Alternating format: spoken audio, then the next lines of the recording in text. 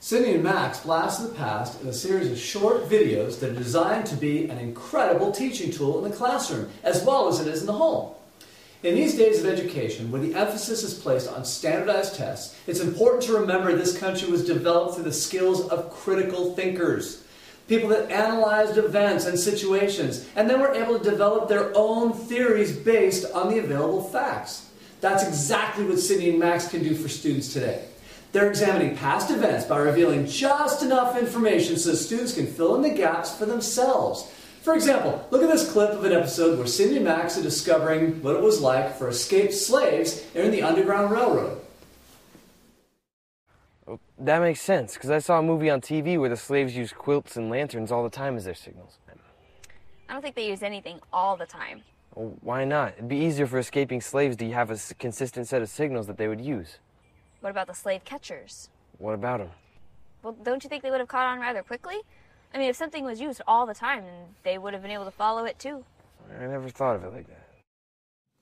Many students don't realize that there were few consistent signs that guided escaping slaves. So how did the slaves make it to the north? How many tried?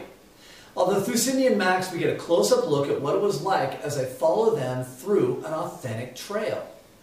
You know, another important aspect of Cindy and Max is that they attempt to uncover the origin of several historic events. Again, textbooks and modern curriculum guides are so caught up in the actual event, along with the consequences, that they don't reveal why the event took place to begin with. Isn't this the important part of history? Let's take a look at another clip from a Cindy and Max episode at the Battle of Lexington, and I'll show you what I mean. I thought Paul Revere just rode around all night screaming at people.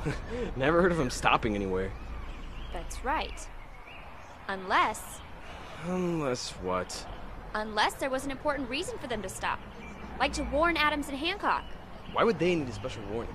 Max, these two guys were organizing a revolution. Oh, so the British probably wanted to arrest him. It must have been an exciting night at the old Hancock house. Now, when textbooks tell us that Paul Revere rode through Lexington, they never mention the fact that Sam Adams and John Hancock were there that night as well. By revealing that information, Cindy and Max have opened up a whole new discussion on the origins of the Battle of Lexington and its effect on the Revolutionary War. You know, the other aspect that Cindy and Max introduced is the idea of the story within a story. Let's take our episode from Little Rock Nine as an example. Just think about how it would have been in September of 1957. Protesters, police, National Guardsmen, soldiers, all because 9 students wanted to go to school. You said the school was desegregated in 1957, so why couldn't the African-American students just walk through the front door like everyone else? They would have if they'd been allowed to. The day before school started, the governor announced that no African-American students would be allowed in Central High School. Cindy and Max discuss the situation where the 9 students originally entered Central High School, but they also go on to contemplate what it was like for the students once they went in, and investigate why there were only 9. Look, you guys, we live in a YouTube generation. Kids find their information by clicking on a short video and getting answers as quickly as they can. The Cindy and Max episodes are between 8 and 9 minutes, and they reveal factual information while inspiring critical thinking. They're short enough that they don't take much classroom time, but they contain enough facts that an entire discussion and lesson could be built around them.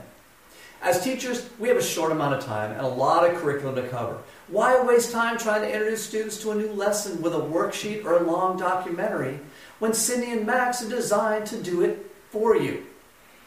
Look, critical thinking is important, and our kids are losing this skill. Cindy and Max Blast of the Past brings some of that back by motivating and inspiring kids to want to learn more. These episodes are each filmed on location so students can see the surrounding area and visualize themselves what Cindy and Max are experiencing. For the same price as you would pay for a large coffee, you can purchase 1 episode of Cindy and Max and have it downloaded and used for years to come in your classrooms. Alright, Cindy and Max Blast of the Past is not just a good idea or a unique product. It is needed.